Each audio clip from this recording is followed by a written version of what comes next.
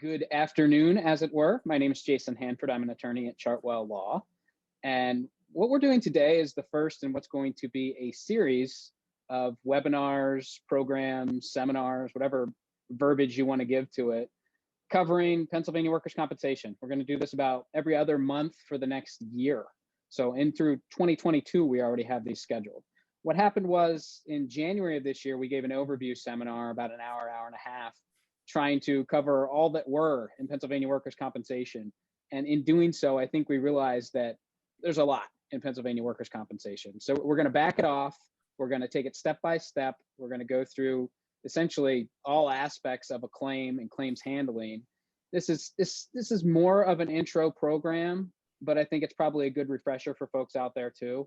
We do have a lot of people signed up today. I was happy to see that, given our exciting topic of Pennsylvania workers' compensation forms. But there's a mixture. There's people that I know that have been in this business for years that know a lot more than I do. And there's people that it seems like they're just starting out. So welcome to all of you. We're going to rotate our panel for most of the presentations. So I'm going to have different people with you. I will be your tour guide. I'm going to be the one walking you through the process. My only expertise in life is asking dumb questions. So that's the role that I will play. I'm going to ask the questions. I'm going to walk you through with our experts. So I've been told that I can't promise prizes to anyone who participates in all of these seminars. So I will do that. I will promise some sort of certificate or not all that valuable award. If you stay with us throughout the year and keep coming back, we're going to track. We'll be able to see if you checked in all the time. And I think it'll be interesting. We've never done this before. It's something a little bit different. So hope everybody's doing well. You know, it's been a year. I'm not going to rehash what's gone on since March of last year, but we've done a lot of these online seminars, and this is a bit of a different approach. So with all that being said, I do have to give a couple of disclaimers. Some of the disclaimers are more like instructions, but you'll pick up on it. The first is that if you have questions on the Zoom platform, we want you to put your questions in through the question and looking as I'm talking, the Q&A section at the bottom of your screen. You're going to submit your questions there. If you put them in the comments section, I might pick up on them, but I might just not see them. So put your questions in the Q&A section, easier for us to track. If you have a question you're not comfortable posing, a question you come up with later, a question that you just don't want everybody else to see, you're welcome to email us, call us. Our contact information will probably be displayed at the end. If it's not, you can find it on our website, chartwelllaw.com, or you can find all kinds of other information about the firm. We are recording this session, so if for whatever reason you have to jump off, I know you won't because you're bored, because it's going to be fun, but if you have to go do something else, it'll be recorded. We can send it out to you. The most important disclaimer, again, I asked stupid questions, so I have to give the important disclaimers. We are not providing legal advice. We're providing an overview of how the Pennsylvania workers' compensation system is set up. Today, we're talking about forms. Don't go make dumb decisions based on something you thought we said at the 12:15 mark of this presentation. If you have PA work comp questions, we can certainly answer them. We're lawyers, we're pretty good lawyers, but you got to reach out to us individually. You know, this is not general legal advice. So with all that important stuff out of the way, I want to introduce our panel for today. From our Valley Forge office in the Philadelphia region, I have Jacqueline Vitero. Jacqueline, can you say hi to everybody? Good afternoon, everyone. Thank you so much for joining us. Love seeing some familiar names on the list of attendees and some new names. For those new individuals, looking forward to getting to know you. And for those that I've known and met over the years, thanks for joining us again for another seminar. Thanks for being here, Jacqueline. And out in our Pittsburgh office, I'm told he's the most popular, most beloved workers' compensation attorney in the western part of Pennsylvania, perhaps even west of Philadelphia. We have Al Wolfson. Al, how you doing? With that introduction, I'm doing very well, but too high of praise, I believe. Good morning, everybody. It's nice to see everybody here. I go along with everything that Jacqueline said, and thanks for joining us. Okay, so there is nothing more, I want to say, intricately, just innately interesting than forms in Pennsylvania workers' compensation. I know that's why you are all here. This is perhaps the most exciting aspect of our practice. For the few of you that might think it's a boring topic, we're going to try to dice it up a little bit. We've come up with shtick. Along with dumb questions, I've got lots of shtick. So I'm not Gallagher with the watermelons, but we've got some shtick. So what we're going to do today, and Al and Jacqueline, perhaps you can model for me. We're going to have our panelists hold up restaurant names as we talk about the forms. And why are we doing that? We're doing that to give some sort of context to what the forms mean. Are these forms really important forms that you need to put a lot of attention into? Are these forms ones that you're going to be working with on an everyday basis? You got to make sure you do them right, but you're not going to lose sleep over them. So we're really trying to rank them in that manner. We're not trying to in any way insult these particular restaurants. They're just restaurants that came to the top of our mind.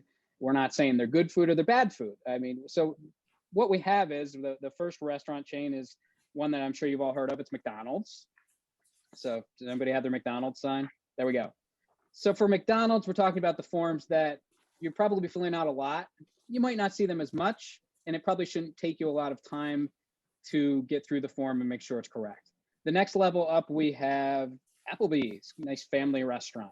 Applebees is something that you might do more often. It might take a little bit more time, but hopefully it's not gonna, ruin your day. And then the higher level for these purposes is the Ruth's Chris Steakhouse restaurant. Costs more money. I don't know if the food's better or worse. That's all up to personal taste, but that's a form that you really don't want to mess up. So the way I like to explain it is, if you're going to go out to a nice steak dinner and spend $50 a plate, you want to make sure that you have a good night. You want to make sure that you get the sitter for the kids and really invest your time in it. And on some of these forms, you want to sit down and make sure you have the form right, because you could really screw up the claim.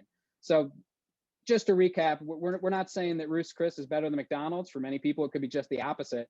We're just trying to rank these in some sort of order. We went through a couple of iterations of ranking. We talked about movies. We talked about political figures. We realized that there was nothing we could use to rank that wouldn't offend someone. So I apologize for the people that hate Ruth's Chris, the people that hate McDonald's, but we're just trying to have some fun.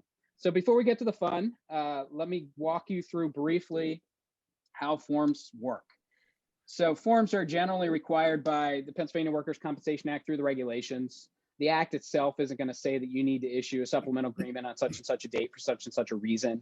We're typically talking about the regulations that come with the act. What we're going to do as we go through this is we're going to look at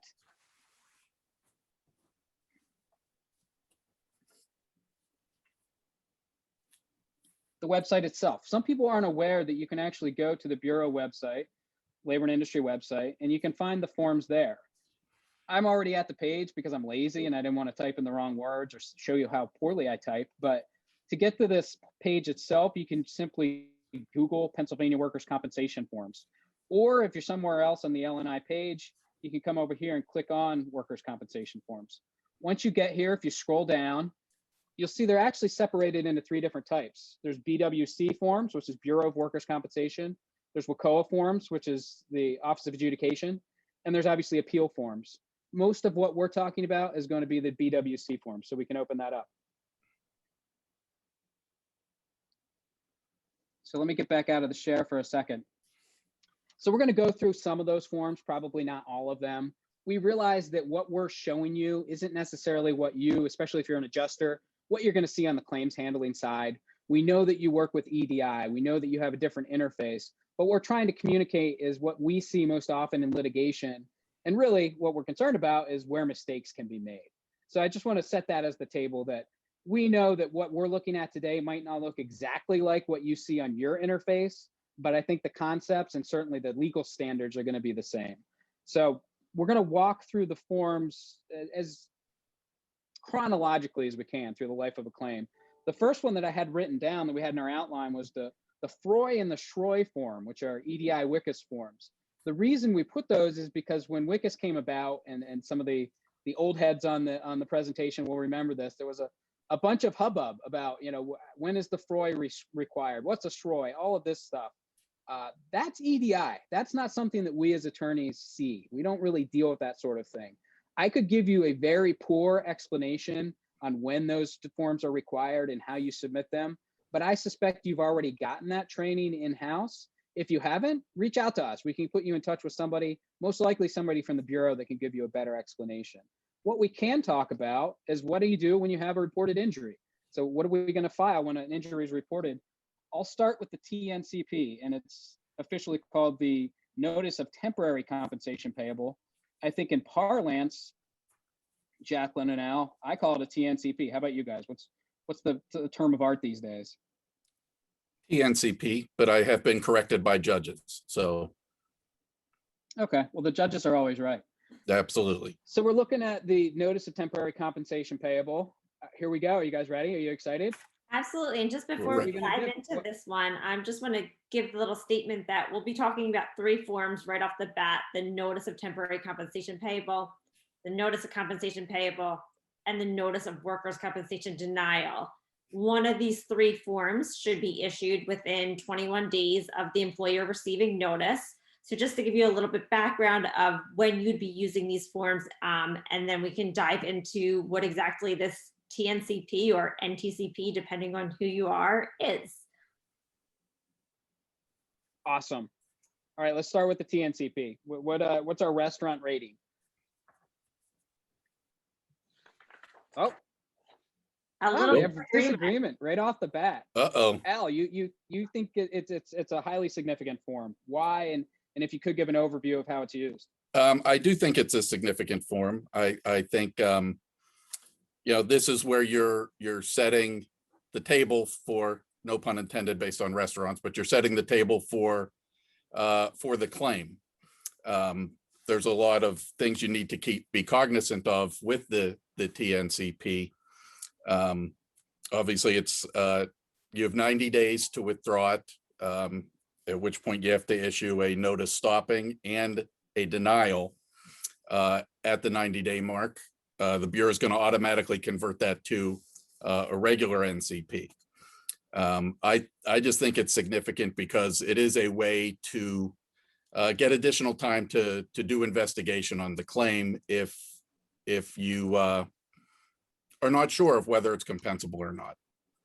Jacqueline, you put it in our middle category, and I'm going to guess as to why that might be. Is that because it's something that's to an extent revocable, that you can stop it and pull it back? 100%. So as Al said, you have time that you can revoke it. And because of that, I did classify it down 1 from the Ruth Chris, simply because you do have some leeway. You can use that form to continue to investigate. And if something comes up and you decide that you no longer want to accept the claim, or you perhaps want to change it from medical and indemnity to just medical only, you do have some time to do that. So just to back up a bit and give you context of what this form can be used for, is that it can be used to temporarily accept a claim for either indemnity and medical purposes, or just for medical purposes. And so, as Al indicated, there is a 90-day time frame where you can then investigate and decide to stop it. But when you are using this form and you are temporarily accepting an injury, you do complete all the biographical information about the employer, the employee, the insured, or the TPA. But what I think is really important to highlight on this form is the area that says injury information. And it says underneath there, part of body injured, nature of injury, accident, injury description. Why I think that's so important is it is so important on the NTCP, and we'll repeat it again when we talk about the NCP, to make sure that we have an accurate description of injury.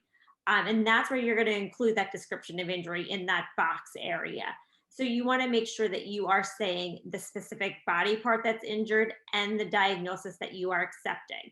So for example, instead of putting shoulder tear or sprain, you want to say right shoulder sprain. You want to be as specific as you can, just to make sure that we are specifically stating the body part and there's no question as to what we are accepting. Yeah, if I can just jump in for a second on that.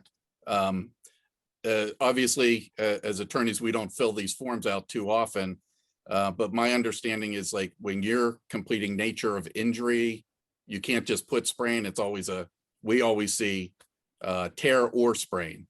So what I would suggest is, when you get to the bottom section, the accident, injury, and the description, that you then put left shoulder tear or left shoulder sprain as a result of, and you can describe how it occurred. we sometimes see, especially when somebody has a major injury, you know, a fall from a ladder or something, and they've hurt their elbow, their shoulder, their neck, their back, their knees. We'll sometimes see something to the effect of multiple body parts, sprains and strains, which without specifically listing anything that has been injured. And I think this is not the way to go with something like that, for a number of reasons. Maybe if you do that and the claimant has been treating for a back, and then 5 months down the road, he starts treating for a knee and submitting those bills, you're going to deny them. He's going to say, well, you accepted multiple sprains and strains, so my knee is included in that. And if you deny it, it could be a penalty situation that they file. And it's going to lead to a review petition being necessary. And it also, it makes it more difficult if we're trying to file a termination petition. You may have accepted for this multiple sprains and strains, and the doctor, but mainly the claimant's treating for the neck. The doctor examines the neck, the claimant's going to come in and say, well, he didn't examine all my body parts. My low back hurts, and so does my right knee. So you may, then a review petition is going to be necessary, and possibly more exams. So that was the long-winded way of saying to be very specific with the description and the body parts whenever you can. Yeah, and I noticed, I'm not going to click on the Q&A now because I don't know if it shows up on the screen. I don't need everybody to see it. Somebody noted, I think it was Shelly. Hi, Shelly. You're right that these are not forms that are filled out on paper. So where it says sample not for use, and you saw me stumbling over how to highlight that, that's because nobody actually types on those and throws them in the mail and sends them off to Harrisburg anymore. It's all filed through WICAS. And for you guys, it's for the adjusters, claims handlers on the conference, it's mostly going to be filed through EDI WICAS type thing. So it's not going to look like this on your end. And I know one of the other Q&A comments was that you get a drop down. You don't, when it says nature of injury, you can't be specific and say this injury was very benign and not a big deal, and it was just a scratch, merely a flesh wound.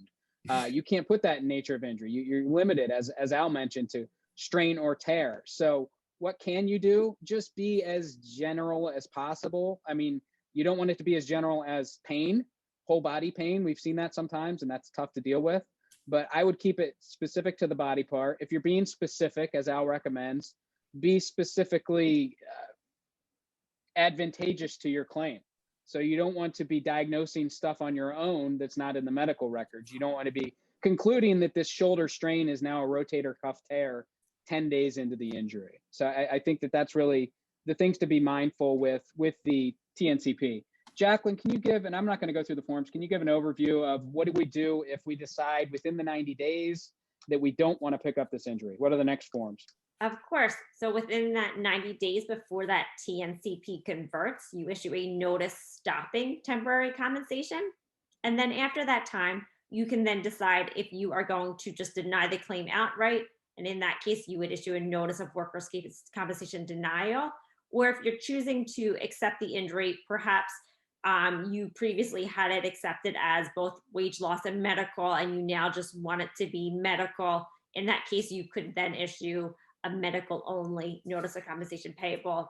The disclaimer is that a medical only notice of compensation payable doesn't necessarily look different than a medical and indemnity acceptance of a claim. It's just a box you check off, but we do distinguish it by saying it is a medical only notice of compensation payable. If you're choosing to do nothing and you want to continue to pay benefits pursuant to the TNCP, you can just allow it to convert. You don't have to then go issue a new document afterwards. The conversion then transfers it to a notice of compensation payable, and you are then accepting the claim, and there is no going back at that point. Okay, let's get to our next. Well, if we're going to do the NCP next, I can add my comment there. So, all right, we need your stick, Al. We need your picture for the NCP. Yeah, big deal. Jacqueline, you want to go first? So just the main difference, I mean, so the same things would apply that we already talked about with regard to the description of injury that you would put on the notice of compensation payable. It's the same that you would for the NTCP. But the reason it's the Ruth Chris and that we agree is that there's no going back. Once you issue this document, you are accepting the claim and you can't unilaterally decide to change the benefits that are being paid pursuant to this claim because you now want to deny the claim or something like that. Once you accept it, you are accepting the claim and there's no going back. Yeah, I agree. I just want to scroll down to the second page because we didn't cover it with the TNCP. This is where you're going to set forth compensation rates and that sort of thing. We'll go through the statement of wages in a second, which is where you typically get these numbers. But you know, the numbers on the NCP are just as binding for future purposes as the description of injury. That said, I think if you get in front of a workers' compensation judge litigating a mistake, because mistakes happen, we know none of us will make mistakes, none of you guys will make mistakes, but somebody someday might make a mistake. If you get before a judge litigating a mistake, I think, and you guys can disagree or agree, you're probably going to get more understanding from the judge if it's a mistake with regard to this page 2 stuff, the wages and that sort of thing, than you are with the description of injury. Because from my perspective, the wages are what they are. Numbers are numbers. You're often going to have arguments about how those numbers are judged, whether it's, you know, somebody who's paid by the hour, paid salary, somebody who has concurrent employment. There's all kinds of issues that are going to come in there. But I think you'll have a better chance to go back and you fix your mistake on the wage aspect than you are on the injury description. What do you guys think? I wholeheartedly agree with that. It pains me to agree with you, Jason, but I do. Absolutely. And just Jason, real quick, above the wage information, that top line that has that check, that is where you would check off if it is a medical only acceptance of a claim. So that's the only place where it would look a little different on the form. If you're accepting it for medical only versus accepting it for wage loss and medical purposes. And of course, if you're accepting it for medical only, you don't have to include on the form the weekly compensation rate and average weekly wage because they're not in fact receiving those monies. So we're still in the realm of accepting the claim. Yeah, I'm sorry, Jason, just one very quick comment on the description of the injury. As Jason said, I think it is important to be very specific as to the body part, but on the description of the injury, the diagnosis, it's not as important. You may have a shoulder injury and the claimant saying, oh, my doctor told me it's a rotator cuff tear. It's a rotator cuff tear. You have to put that down. I think there you can start with a sprain until you've had a chance to get medical records, maybe have a doctor look at it. It's a lot easier to adjust to go from a sprain to a rotator cuff tear than a rotator cuff tear to a sprain. You know, once that rotator cuff tear is there, it's, as Jacqueline said, it's kind of permanent and we can file a review, but it's going to be much more difficult. I agree. And I would also, just as a point of contact for the claims people on the conference, this might be the point where you talk to, you're always going to be talking to your insured, but you want to talk to people, you know, who are there, witnesses at the injury, that sort of thing. You might want to go back to them when you're issuing your NCP, if you decided that it's, you know, compensable, just as a double check, just to make sure that there wasn't something you overlooked, something that might be a legal defense. And just to make sure that when you're filling out the accident injury description, you're as specific to your fact evidence as you can be, because it's very difficult. You have an NCP using words like horrible traumatic fall down the stairs, and then we get to the point where we're disputing the scope of the injury, and I want my fact witness to say, well, you know, he just kind of stumbled on the last step. It's contradictory evidence. So you need to anticipate those things to the extent that you can, because as Al mentioned, it's really hard to go back and say to the judge, yeah, we just got it wrong the first time, but this is what really happened. So to move on, if we can, we talked about on the second page of the NCP and second page of the TNCP, I believe as well, there's a lot of numbers. So where do those numbers come from? They come from the statement of wages. Oh, we're ready. We're ready with our pictures. We're ready. We're ready. Oh, we have agreement. We have agreement. Al, why is this the family restaurant, that the knowable, lovable family restaurant of Bureau Forms? I think because it's easy to fix, if there is an issue. I've also seen, NCPs with estimated wages. There's oftentimes that the issue will come up that there's concurrent employment that nobody knew about when the NCP was complete, or the statement of wages was completed. And there's a lot of different methods to calculating the average weekly wage and compensation rate. So there could be arguments from attorneys over how it's properly calculated. So I think that's why it's an Applebees. Jacqueline, although it's middle of the road, what are we looking for that we could mess up on the statement of wages? There's a lot you could mess up because it is numbers and figures, but what I think this form does a great job of doing is spelling out the various ways that you calculate the EWW based upon various scenarios. The most common scenario was the length of employment. But Jason, as you alluded to when you were talking about the NCP, the numbers that we put on the NCP are more controlling than what we put on the statement of wages. Not that they should match up, don't get me wrong.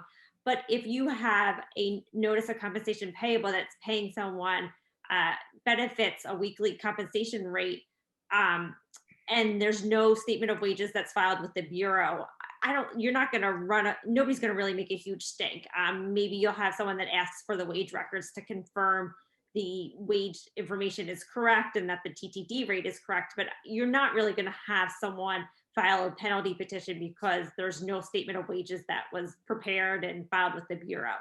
But like your original question of what could go wrong, I think the most common thing that goes wrong is incorrectly classifying the person based upon their length of employment. So most of the time, the person has to work a full 13-week period in order to look at their actual wages to calculate the average weekly wage.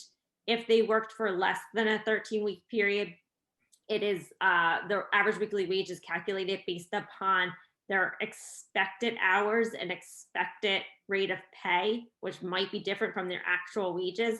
And I think that's probably where we see the most amount of issues, is that when someone works for under a 13-week period, sometimes the calculation can go awry in that situation. Yeah, I would just say the less the claimant has worked before the injury occurred, the more likely for litigation or an issue over the average weekly wage.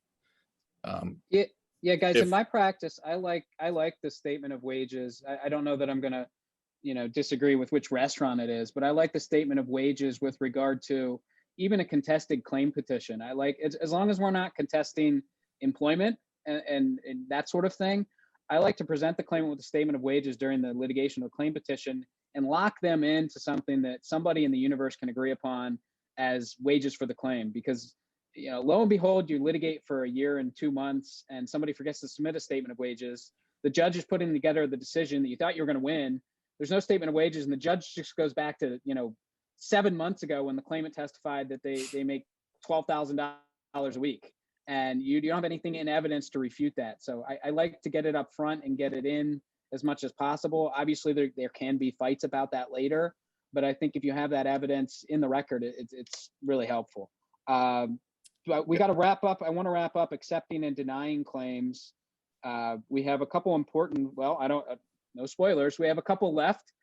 Al and Jacqueline will tell us if they're important. And we also have some questions that we'll get to in a second. The next one I have is supplemental agreement. Do you want our signs? You ready? Of course. Oh, boy. I sort of put it in the middle here. That's fair. I agree with that. It is. I agree with that. And just sort of to try to go a little more quickly to get through more things. The reason I think it's important is that you want to be consistent with the NCP. For example, underneath employee, it says injury information, body parts injured, description, That needs to be consistent with the NCP or with a judge's decision. If the injury, the accepted injury is a low back sprain, and you put down body parts, low back, lower back, nature of injury, L5-S1 disc herniation, well, you're signing off on that, and so is the claimant, and you've just amended the description of the injury, whether you meant to or not. Same thing with the compensation rate and the average weekly wage. So in that respect, you do want to make sure that you are consistent with the NCP, and that's what I find to be the importance of it. And then on the second page, what's good, other matters agreed upon. There's a lot of information that you can put in here regarding when the claimant returned to work or what they returned to. So it's a good way to get a background of what's going on into the form. Jacqueline, just an overview for those who might not be familiar. Supplemental agreement is a form most often used when, from your experience? It's usually when a claimant returns to work and there was no immediate document issued, such as a notification of suspension or modification that modified or suspended benefits. And I think just one more important thing to point out about this form is that it does have to be signed by the claimant. So it's a claimant and adjuster or claims handler that signs the form. So you can agree to anything that's valid and legal. So you can agree to modify the benefits, suspend the benefits. You can even agree to change the description of injury on this form. So that is a really nice aspect to this. But of course, everyone has to agree and sign the form. Yeah, I think it's a very utilitarian form that can be used. We're talking about it for accepting and denying a claim, but it's really used throughout the life of a claim, right up until you're going to either win a termination petition or settle it out. The last one I have in this section of forms, and then we'll get to the questions, was the agreement for compensation. And I think we have a disagreement here on how special it is. First of all, Al, can you tell us what the agreement for compensation is, or we're going to do the signs? We do agree. Right. I think this is a very good form, but it's not used that much, which is why it's an Applebees as opposed to an NCP. The agreement for compensation it's a way to accept an injury, but you're also having the claimant sign the agreement. So it's a combination in my mind of an NCP and a supplemental agreement. And all the same rules on body parts, injured, and all that apply that we talked about on the supplemental agreement as well as the NCP. But what this is good is if you want to accept an injury for a closed period. I think we've all made the mistake of trusting a claimant, and maybe an NCP gets issued and then you send a supplemental for them to sign suspending benefits and they won't sign it. Well, now you're on an open notice. And if they go out of work, you need to reinstate, or you're in a potential penalty situation. The agreement for compensation is a way to accept the injury, but also have them sign off on the suspension at the same time, or even if you get lucky, a termination. So it's a good way, it's a good form for a closed period of disability. Jacqueline, something that you use a lot in your practice? No, very rarely. I mean, I do agree with everything that Al has said. I believe that his points are extremely valid about how to use this form, but it's just not something that we see often, and it's just rarely used. Yeah, I mean, I think it could. Go ahead, Al. Well, I was just going to say, it's just a good form to use so that you don't have to trust a claimant to do the right thing. Yeah, and that's what I was going to touch on. It might depend based on who your workforce is, who your insureds are, and what region of the state you are in, whether this is something you have the opportunity to use. And I think probably Jacqueline and I are both in the Philadelphia area. Our claimants are going to get representation pretty quickly. And I think that the reason we don't use this very much is because we probably can't, because no God-fearing claimant's attorney in their right mind is going to sign off on something that they can't litigate and get a fee from. I apologize to all the claimant's attorneys watching this. I love you and you're my friends. let's get through the questions because I see that they're piling up a little bit. Good quick question for either of you. When a claimant doesn't sign a supplemental agreement, what happens? Is it of any use whatsoever? And usually you have to proceed with litigation, unfortunately, in that instance. Okay. Yeah, it's of no value. I have found, if you send them a supplemental agreement to suspend benefits and they won't sign it, but they're back to work. I have found that once they get a letter from an attorney with the same supplemental agreement and you tell them they won't have to appear in court if they sign it, that can often get it done quickly. There's a good question about using a supplemental agreement to amend the description of injury. Better to use the supplemental agreement to amend the description of injury, or better to use an amended NCP for that purpose? I would say it depends on if the claimant's going to sign it. If you can unilaterally issue a form that's going to get it done, that might be your better bet. So that would be issuing the amended NCP. Whereas if you're doing a supplemental agreement and perhaps you are waiting around for the claimant to sign it and they never sign it and you're kind of banging at the door waiting for that to get done, it might not be as efficient. I would say, especially if the claimant is represented, the supplemental agreement is better to use, especially if you're lessening the description of injury, so to speak. If you're going from a disc herniation and you find out it wasn't a disc herniation and you want to make it a sprain, you need them to sign off on it. I've never had to litigate it, but Judge Steiner, who's out here in the western part of the state, has said you can't really issue an amended NCP if it's contrary to the claimant's best interests. Okay, So, I'll try to roll through the questions a little quicker. Okay. One for Al, because he's the agreement for compensation wizard. What happens if the injured worker does not return the form signed? Does it have any usefulness, or do you have to proceed with a mod or suspend petition? well, the beauty of the agreement for compensation is if they don't sign it, you haven't accepted the claim. So technically you don't need to pay anything. That's why you do this, to get them to sign, to agree to, you're agreeing to acceptance of the claim as they are agreeing to a suspension of the claim. And if they don't sign it and you don't pay, then let them file a claim petition. Because I'd be happy to go into court and say, Judge, here's the agreement for comp that we sent to them, and they wouldn't sign it. We tried to accept the claim. Okay. Jacqueline, question has the word Troy in it, so don't get worried. What they're asking is when you're on a TNCP, you want to go to MetaOnly, and I know this has been an issue lately. They can issue a Shroy partial denial. They can do it internally on the EDI and the WICA side. They can convert a TNCP to a MetaOnly TNCP or MetaOnly NCP, or they can do a stop notice, a denial, and what we on the litigation side would look at as a traditional NCP. Do you have a preference there?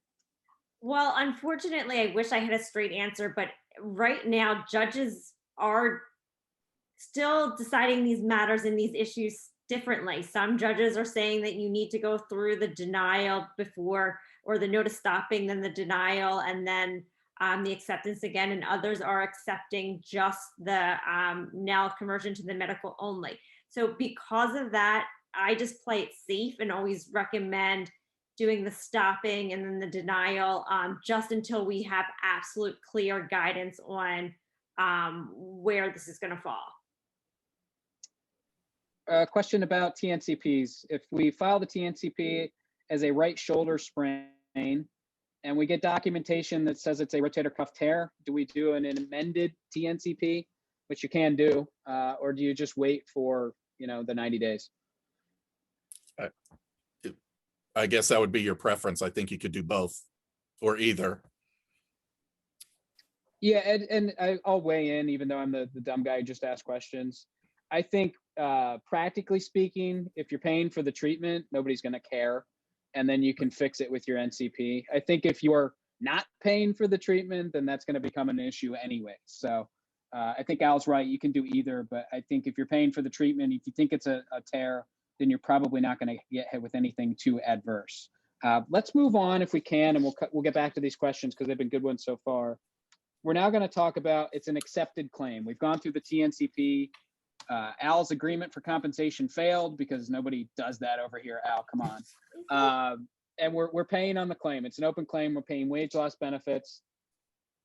Verification forms. Why don't we do it this way? Can we explain? Jacqueline's got her McDonald's up. Jacqueline, can you explain what the verification forms are, and then we'll rate them?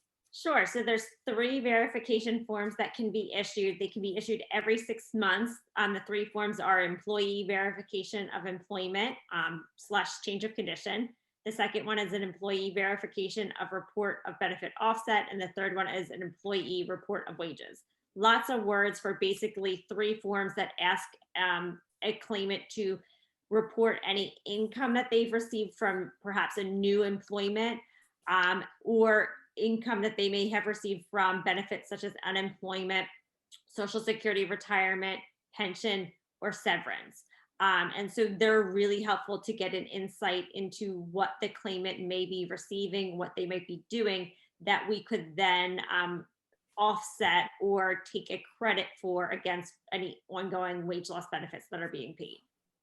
You can send them out how often? Every 6 months. And what are we going to rate them? What's our classification?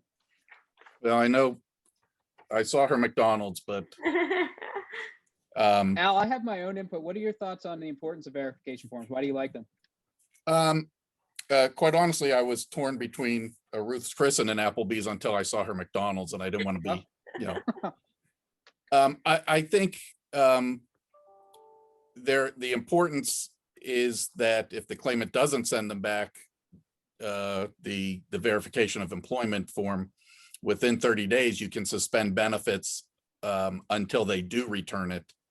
You know, if they're not represented, there's a good chance, or there's a possibility that they're not going to send this back. And you can suspend benefits for a period of time. You know, I've seen cases where the claimant, if you do suspend benefits based upon their failure to return this, there's a notice of suspension, and you have to send the forms to them again with the notice of suspension. But I have seen where a claimant went 6 months without returning them. So that's the only reason I gave it a little bump up. And also, we know claimants return to work without telling us. So this is a good way to keep track of them. That's why I gave it a little more importance. Yeah, I think just the way in myself, I think the last thing that you brought up there, Al, is what I like most about verification forms. Once you have an accepted claim, if you're not in litigation, you don't really get any opportunities to get any testimony or sworn statements from the claimant. They don't call you up and attest to how their life is going and what they're doing, that sort of thing. You can ask them if they're making any money, and 99.9% of the time, the answer is going to be no. And being a skeptic, some of those 99% of the times where they say no, that they might be working. And so now when we find out, because you always find out later that a claimant has a side job that they didn't tell you about, it's very rare that they call you up and they say, hey, I'm going to, you know, take this job over here, getting $500 a week under the table, and I want to keep getting my full workers' comp check. That's not a world that we live in. So when you have these forms and you do them every 6 months, and you find out in November 2021, you find out your claimant's been working since November 2020. You have, if you've been doing it right, you could have 2 separate sets of verification forms where they swore and attested that they weren't getting any other money under the table. They weren't getting anything on the side. And you present that to a judge along with strong evidence of the concurrent wages, of the wages they were earning that they didn't tell you about. And it's pretty persuasive. I think there's no harm in sending them out, and you can only reap good benefits from them. So I do like the forms, and I think they have some pretty good utility. I'm sorry, Jason. I can tell you, I just got a form back last week from a pro se claimant, basically saying, as soon as I was released to return to work, I told the employer and then resigned. She wrote that on the form. And we had been paying her, so I filed a suspension petition right away saying that she removed herself from the workforce and we're entitled to a suspension of benefits. And we would have no knowledge of this otherwise. So, and that's exactly it. It's a documented opportunity to essentially communicate with the claimant and check in on them, which we don't really get a lot of chances for that. We know we don't get it on the medical side because you lose control of your medical treatment. And so with regard to the wage loss side, this is a chance where you really, for free, you get to check in and see what's going on. Yeah. The next one we have, go ahead. Well, I was just going to say it's a sworn statement. So if you find out the claimant lied on it, you can bring a fraud claim against them, which could be another way to try to recoup your money. All right, notice of ability to return to work. Somebody want to tell us what it is first? I'll go. This is basically a form that you can send anytime the claimant has been released to return to work in some capacity, notifying them that they have been released and that they have an obligation to look for work and that they're capable of working. This is a prerequisite to any job offer. If the employer is going to offer them work, this has to be sent out or it can nullify a job offer and a potential suspension or modification petition. Seems pretty perfunctory. How are we going to rate this? Does this matter? Anything important here? Got an Applebees. I'm just going a little higher, only because you have to do it. It's got to be sent, or there's not a lot to it, but it is a prerequisite to any type of modification petition or suspension petition on a job offer.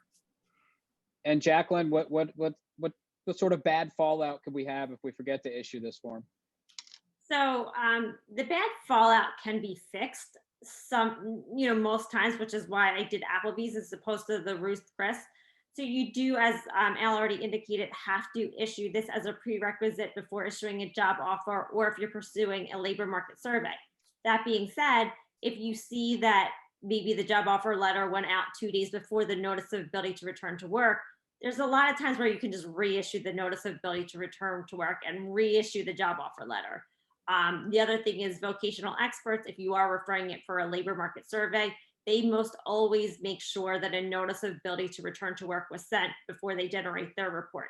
So we do have a little bit of a wiggle room in fixing mistakes on this, but it is important. And it is important to make sure that we get this form right, especially where you are advising the individual of the work release. I mean, the more details, the better. So if you say, Dr. Smith released you to return to work on November 1st of 2020 in a light duty capacity with no lifting of more than 10 pounds and walking, sitting, walking should be limited to 50% of your shift, whatever it might be. The more details, the better. Great question on notice of ability to return to work. And I think you guys touched on it, but just to be succinct and direct, can you just simply attach it to the job offer letter, or does the notice of ability to return to work have to be sent previously in time to the job offer letter? Prior. Yes. So when in doubt, send it as many times as possible. You can't Right. You can't be penalized. There's nothing to lose by issuing the notice of ability to return to work. And a good practice is, as Jacqueline said, a lot of detail, but send a copy of the release. That way they have it. They can't say, oh, well, you didn't put down that I can only use my left arm for 30 minutes at a time. You've sent it to them. They can see the whole thing. All right, we'll skip the ratings for this one because I want to make sure we keep moving along. We have the notification of suspension or modification. This is typically upon return to work. Is there any description for it other than that, which I've already provided? Just that it has to be issued within 7 days of the return to work. Otherwise, it's not valid. And also it can be challenged. Al? I think that's a kind of, we don't have to go into all the detail about how it can be challenged, but Yeah, the claimant has 20 days to challenge it. I don't know how things are there, but pretty much we get a challenge to every notification of suspension or modification here.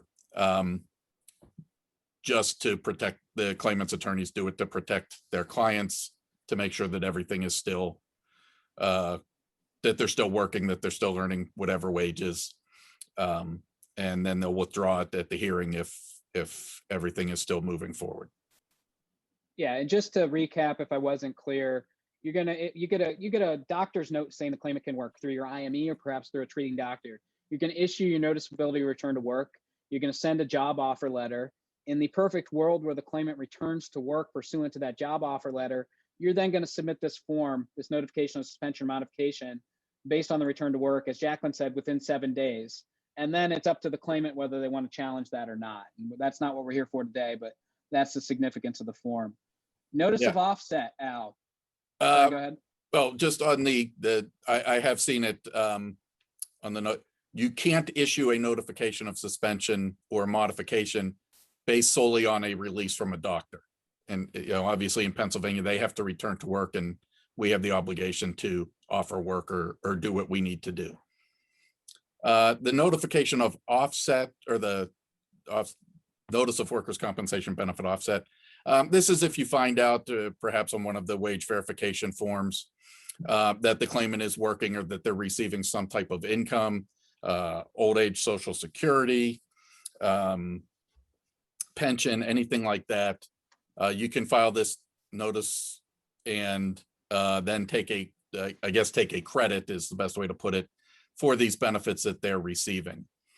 It doesn't really matter too much now, but for the old age Social Security, pension, severance, the injury has to be after June 24th of 1996. I think we're getting to a time period where that doesn't matter anymore. But if the injury predates that, you don't have to take the offset. And same thing like the notice of notification of suspension, they have 20 days to appeal this. Jacqueline, we can't spend too much time with our rating system, but IREs, there's another Chartwell fantastic presentation upcoming that will involve IREs, in which we will explain what that monstrosity of a procedure is. But there's at least 3 forms that need to be filed for the IRE. And if they're not filed, it really doesn't count. We're talking about the request for designation, the IRE evaluation appointment, and then the IRE determination face sheet. Anything that jumps out about you about those forms? Is there any mistakes that can be made or anything that you've seen in your practice? Just that, so the request for the designation of the IRE physician, that's done on WICAS. It's just a form you fill out on there. It's pretty easy to fill out. The IRE appointment form, it's just like an IME scheduling letter, but it's a little different in that it has to be on that specific board. Again, pretty easy form to fill out. And then the determination sheet, it's going to be completed by the doctor. So the handling claims handlers do not have to worry about filling out that form. Yeah, and my only 2 points of interest there are timing, and we'll get to that in the later seminar. You want to make sure that you submit the request for designation of an IRE doctor at the right time. You don't want to have it be too soon. You don't want to have it be too late, depending on your date of injury and how many weeks of wage loss benefits you've had. And then one thing that I've seen with a couple of my clients on WICAS is, and you might just want to be wary of this when you're doing your IRE request forms. There's another description of injury input form, I believe, on the adjuster side. And we've had issues where I've had adjusters request IREs, and the IRE request comes through with a different description of injury than what we've accepted in the claim. And you can actually go back to the Bureau and fix that. It's an issue that they're aware of. So just have that in the back of your mind if you're doing an IRE request. Double check with your NCP, whatever your controlling document is, because you don't want to, at that stage of the claim, be changing the description of injury accidentally through, some sort of WICAS error. We have, and trying to move it as quickly as possible, medical treatment, cost of medical treatment. How do we address those in forms? There's fee reviews. Fee reviews, for those who are not familiar, it's how you challenge the amount and the timeliness of medical payments. If you get a gabapentin prescription and you want $10,000 for it as the provider, the pharmacy, and the carrier thinks they owe $1 for it, you fight over that in fee review. Fee reviews are instituted, they're started by the provider. So the pharmacy is going to start that fee review process. That's not something that we do on the claims side. If you get an unfavorable fee review determination, if the Bureau comes back and says, hey, you know what? $10,000 for a gabapentin pill, that sounds great, pay it. And you disagree with that, that's when you file a request for a fee review hearing. So that's the form that you file. It's not necessarily a WICAS. It's not really intuitive. You want to look through it closely when you do it, but that's when you file a request for hearing. That's our mechanism of getting to the next level before a fee review hearing officer. Anything on utilization review requests, guys? It's an important process, but I think they've got it set up that it's pretty hard to screw up now.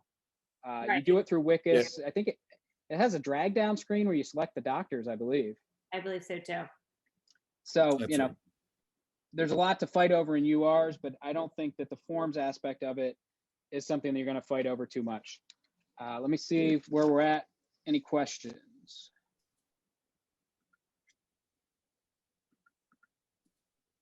Okay. So we're going to wrap up the claim. How do we close out the claim? Third-party settlement agreement before we close out the claim. Anybody want to give an overview of what a third-party settlement agreement is and why it's a pain to a lot of people?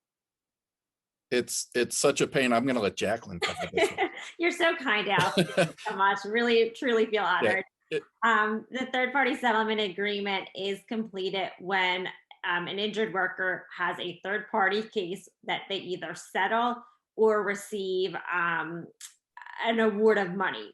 And so you fill out this form. The form, you do include the total amount that settlement is or that award is. You complete on this form the total amount of workers' compensation benefits that the insured or the TPA has paid. You include on this form the third-party counsel's fees and costs.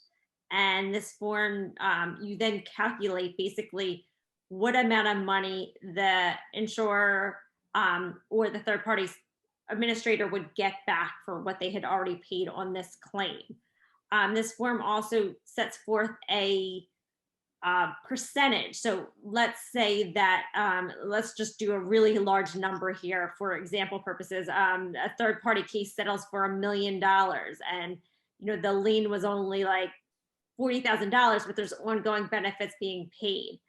In that case, this form will also set out the percentage that the third-party administrator or the insurer is obligated to pay relative to the future indemnity benefits. So that all is on this form. It is a rather important form because it does set forth really who's obligated to pay what going forward and what money could potentially be reimbursed to the insurance company or the TPA.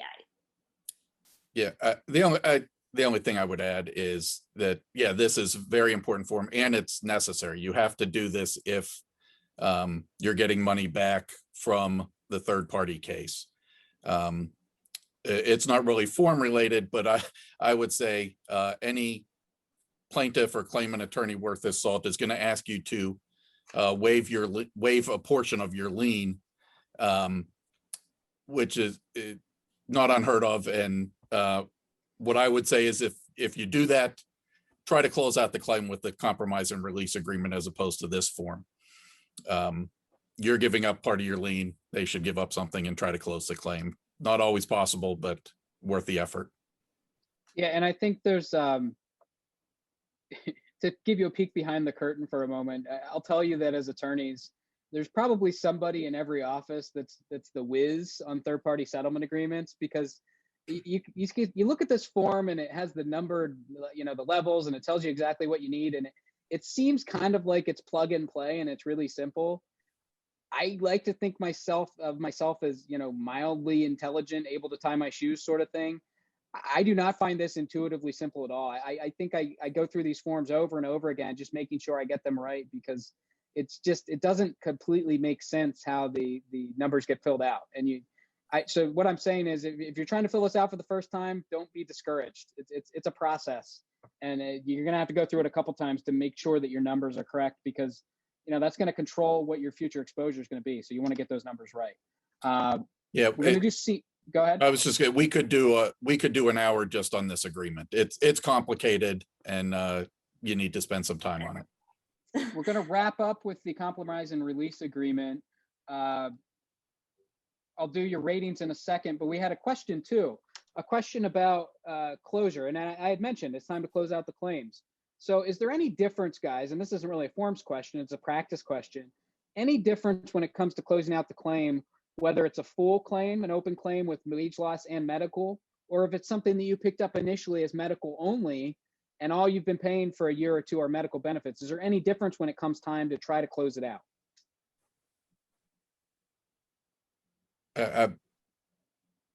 No, I mean, if I understand the question correctly, there's different things you can do, but to fully close it out, you're going to go through the same things. Either if it's a medical only, you would still need a termination decision from the judge or compromise and release agreement. Yeah, I think really the only way to get out of paying medical benefits in Pennsylvania is you get a judge to say the claimant's fully recovered. You get the claimant to settle the claim by a compromise and release, or unfortunately, if the claimant were to pass away, there's unique situations where you might be able to close it out by agreement. I suppose somebody could agree that they're fully recovered, but that's few and far between. And I agree with Al. It doesn't really matter whether it's wage loss and medical being paid or just medical. You're going to need to use one of those avenues. So the compromise and release agreement, for those who are not aware, that's our settlement document. That's how we settle out the claims in Pennsylvania. It's 4 pages ish. There's addendum pages. It's going to be the most verbose form you have in Pennsylvania workers' compensation. I'll give you guys a chance to rate it right now. Hopefully you don't mess up. All right, we are all in agreement. Jacqueline, in a minute or less, why is the CNR so important, and where can you really mess up? It governs the closure of the claim. So it's going to tell everyone what they're getting and what they're giving up. And it's going to be, if done properly, the final closure aspect to the claim. And that's, again, assuming that you are closing out the claim entirety. This form can be used to close out, for example, just the medical, just the indemnity, or just pay a specific loss. But I think most commonly what we see across the board, and what we recommend in as many cases as we possibly can, to do a full and final settlement using this form to close out everything all at once and putting the claim to rest. Al, any thoughts on CNRs? Very important way to close the claim. The good thing about them is you can be creative. You can close out the medical, you can close out the indemnity, you can close out part of the medical. In an agreement, we could agree, if the claimant just had a surgery or something, we can agree that we'll pay for, 3 months of physical therapy following the settlement date, and then the medical and then we'll close out. Or we will agree to pay for therapy, but we're not paying for a surgery. So there's a way to be creative. We also try to put in language when we can that it's a full and final settlement of any and all claims that the claimant had with that insured.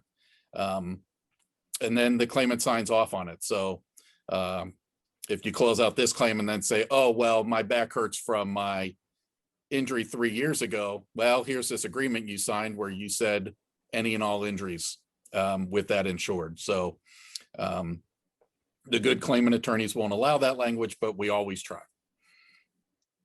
Yeah, and then my final words on CNRs are twofold. More so than any other form that we've talked about today, I think this is the form where you're going to want to involve counsel. We do have a pretty good chunk of claims that come to us that we haven't touched the claim the entire time, but now it's time to CNR, and they send it to us to handle the CNR. This isn't me trying to drum up business for the firm, send us all your CNRs kind of thing. This is there's a lot of things you can screw up in a CNR. If you have the attorney do it, they'll hopefully do a good job of it. And if they screw it up, you can blame the attorney. Because you don't want that hanging over your head if you've handled the claim, flawlessly throughout. You don't want to not close something out properly with the CNR agreement. Along those lines, for anybody that's a beginner, and I did another state, we did one of these for one of our southern states last week. The CNRs in Pennsylvania have to be approved by a judge. I know in South Carolina, it can just be submitted. You just agree between the parties and you send it in the mail and everybody goes home. In Pennsylvania, you have to have it approved by a judge. They have to prove that the claimant understands the agreement. So you want to be cognizant of that when you're drafting your language for the agreement. Anything else, guys? No. All right, well, thank you for navigating the incredibly exciting world of Pennsylvania Bureau Forms. We'll be coming back. I think the next seminar is in July, so sign up for that. It's not going to be about forms, but hopefully it'll be about something just as exciting. And thanks everybody for coming out. Have a great afternoon. Thank you. Thank you all.